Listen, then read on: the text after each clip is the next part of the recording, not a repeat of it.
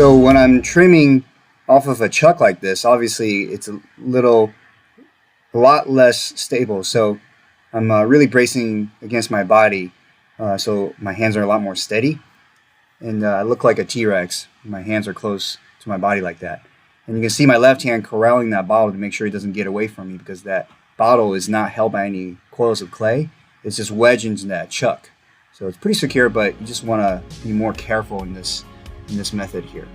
So a lot more demanding of a trimming method.